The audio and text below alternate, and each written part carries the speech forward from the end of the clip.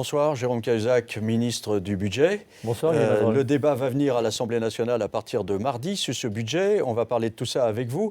Je voudrais déjà montrer quelque chose qui figure dans votre bureau, dans un cadre. Face à vous, vous avez ce dessin original de Picsou qui plonge dans son tas d'or. Faites attention parce que le tas d'or n'est pas très profond en France en ce moment. Vous pourriez vous faire mal. Oui, c'est bien possible. C'est une couverture de Picsou Magazine qui m'a été offerte après avoir été encadré par des amis qui avaient décidé de m'offrir une petite fête le jour de mon anniversaire. J'ai trouvé ça tellement drôle que j'ai décidé de le mettre dans le coin du bureau du ministre du Budget qui est réservé au ministre du Budget. Il y met ce qu'il veut, puisque tout le reste est inchangé depuis que Michel Charasse avait pris possession de ce bureau il y a maintenant quelques années. Donc ça vous amuse quand on vous appelle Super Picsou ? Pour l'instant, vous êtes le premier à l'avoir fait, mais il faut prendre ça avec humour, oui, bien sûr. Alors, dans l'actu, il y a cette histoire de blanchiment d'argent autour d'un trafic de drogue. Bon, il y a une élue des Verts qui peut-être impliquée, on ne sait pas trop, en tout cas, qui dit qu'il n'y a pas blanchiment d'argent. En revanche, elle reconnaît qu'elle a voulu faire revenir de l'argent de Suisse sans le déclarer, donc pour ne pas avoir à payer les impôts. On a l'impression que ça compte moins pour elle que le blanchiment d'argent. Elle a raison, ça vous choque ? Alors sur le cas particulier, qu'il s'agisse de blanchiment ou de gains dissimulés, soit il y a le secret de l'instruction, soit il y a le secret fiscal, et je suis soumis aux deux de la manière la plus stricte qui soit, donc je n'en dirai rien. Non, elle a l'air de reconnaître qu'elle a fait revenir de l'argent. Donc je n'en dirai rien. Oui. En revanche, ce que je veux vous dire, c'est que la lutte contre la fraude fiscale, contre l'évasion, ces sujets-là sont des priorités de l'action que je mène avec Pierre Moscovici et qu'au mois de décembre, dans le projet de loi de finances rectificative, je proposerai au Parlement un certain nombre de dispositions qui viseront à faciliter le travail d'une administration qui aujourd'hui se trouve, je crois, trop souvent contrainte dans son action par des textes, je crois, insuffisamment protecteurs de l'intérêt général. Alors il y a un pays, ou plusieurs pays européens d'ailleurs, qui ont signé des conventions avec la Suisse, c'est-à-dire on abandonne les poursuites contre ceux qui ont fraudé le fisc, mais en échange, les banques suisses dédommagent le pays concerné. Et apparaît-il, ça rapporte pas mal d'argent, peut-être plus que la traque à la fraude, qui est plus difficile à déceler. Vous n'êtes pas intéressé par cette méthode ? Pour l'instant, des accords ont été signés, mais en Europe, aucun n'a été ratifié. L'Allemagne a signé un accord, mais le Parlement allemand semble considérablement hésiter à ratifier cela. Car je vois bien l'intérêt pour les finances publiques. On récupère de l'argent tout de suite, mais je vois aussi l'inconvénient. On délègue finalement à une puissance étrangère le soin de contrôler les revenus et les gains de ressortissants nationaux. Il y a, j'ajoute, un élément dont on ne peut méconnaître l'importance. Cela pourrait prendre une forme d'amnistie fiscale, je crois, choquante en ces périodes où on s'apprête à demander des efforts conséquents à tous les Français. Donc c'est non. La décision n'est pas prise, mais vous voyez qu'il faut balancer entre l'intérêt pour les finances publiques et une forme de constance dans la politique que l'on veut mener contre l'évasion et la fraude fiscale. Je maintiens, à ce jour et en Europe, aucun pays n'a ratifié ce type d'accord.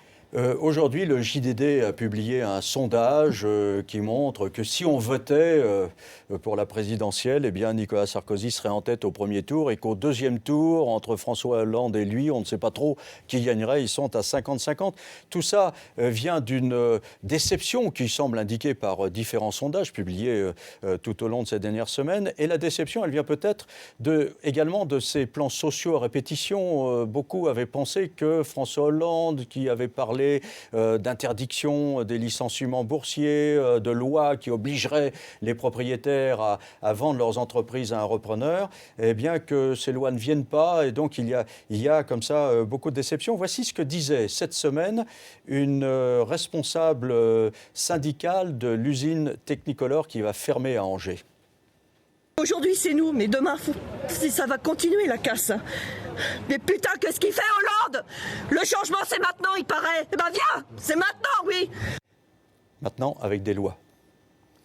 Moi je comprends la réaction de cette salariée, comment ne pas la comprendre d'ailleurs. Nous sommes en fonction depuis moins de 4 mois.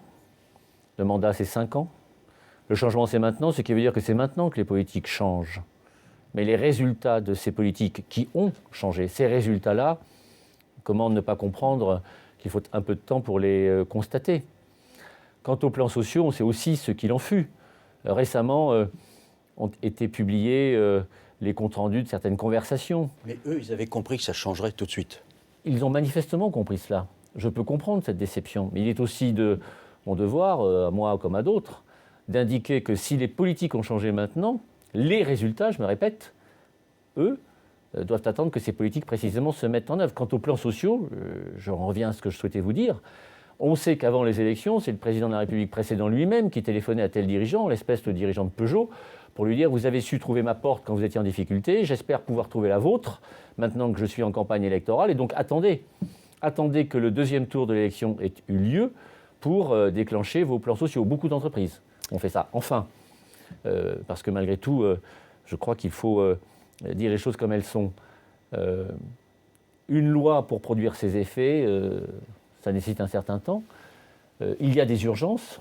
Les urgences, cet été, ça a été pour notre pays de prendre des dispositions qui garantissent que sa parole serait respectée, non pas pour obéir à je ne sais quelle contrainte extérieure, mais parce que si nous donnions l'impression de ne pas respecter cette parole, les choses seraient peut-être pires encore. Alors il faut affronter une déception que j'espère passagère, une déception dont je fais référence au même sondage que vous, celui de Journal du Dimanche d'aujourd'hui. Vous constaterez que parmi ceux qui ont voté François Hollande au premier tour, ceux-là manifesteraient leur intention de procéder au même choix. Il me semble que cet élément-là est important. Le principe directeur du budget, c'est les revenus du capital vont être taxés au même niveau que les revenus du travail. Voici ce que disait à ce sujet Pierre Moscovici quand avec lui vous avez présenté ce budget. Il n'est pas normal que l'on soit moins taxé lorsqu'on s'enrichit en dormant que lorsqu'on peine en travaillant. J'ai l'impression de réentendre François Mitterrand, version 1981, en pleine idéologie. Pour moi, ce n'est pas l'idéologie, c'est la justice. Expliquez-moi sinon ce qui justifierait que 1 euro de capital soit moins taxé que 1 euro de travail. On a un effort à faire, tout le monde doit y participer. Le capital est plus risqué. On peut perdre de l'argent quand on investit. Allez demander à la salariée dont vous avez tout à l'heure recueilli et publié le témoignage si son travail n'était pas risqué. C'est pas risqué d'être salarié dans telle entreprise quand on menace de licenciement tant et tant de cette entreprise-là. Le risque est pour tout le monde aujourd'hui. Il n'est pas de même nature pour ceux qui investissent que pour ceux qui y travaillent, mais prétendre que les salariés ont une activité sans risque quand le risque ne serait assumé que par les seuls investisseurs, je crois que ça n'est pas très lucide comme point de vue.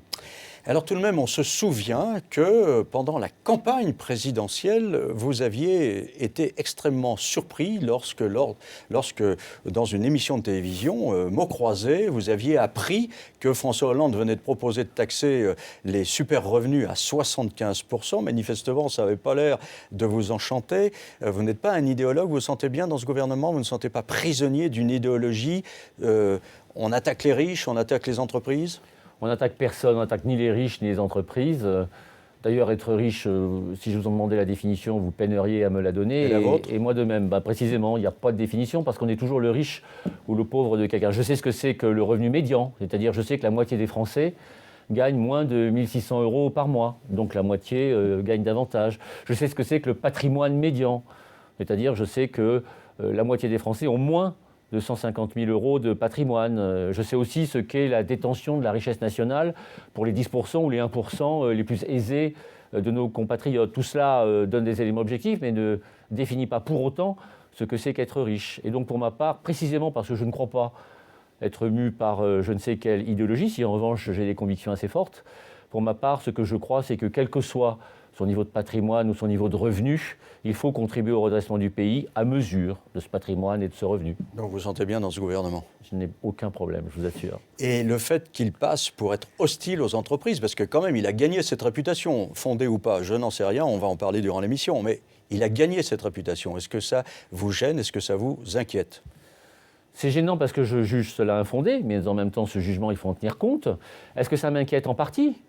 Car on ne redresse pas ce pays en donnant l'impression que les entreprises n'y contribueraient pas. On ne redressera ce pays qu'avec les entreprises et certainement pas contre.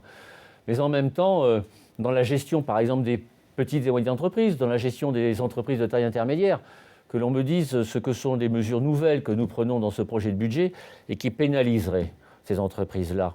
Soyons sérieux. La plupart des mesures ne concernent que les très grandes entreprises. Pour toutes les autres, on a justement, précisément, mis un soin jaloux à s'assurer que ça ne perturberait pas leur fonctionnement. Alors je sais très bien ce qui s'est dit, je sais très bien ce qui s'est fait, à l'occasion d'une mesure d'ailleurs ponctuelle, dont on a pu reconnaître ici ou là. Mais vous aurez l'occasion d'en parler tout à l'heure parce que vous aurez un débat avec un chef d'entreprise. Mal expliqué, donc mal comprise. Expliquons-nous. Mais sur l'essentiel, sur le fond, c'est l'intérêt même des entreprises que notre pays se désendette, car tant que la puissance publique s'endette, c'est-à-dire emprunte, c'est autant d'argent qui ne s'investit pas dans les entreprises. Et donc nous désendetter, c'est aussi un élément de compétitivité dont j'aimerais qu'on parle un peu. Eh bien, on va en parler précisément dans la séquence qui va suivre, puisque justement, elle va être consacrée à cette question de savoir si vraiment la France peut tenir ses engagements de réduire son déficit l'an prochain à 3% de son produit intérieur brut. À tout de suite.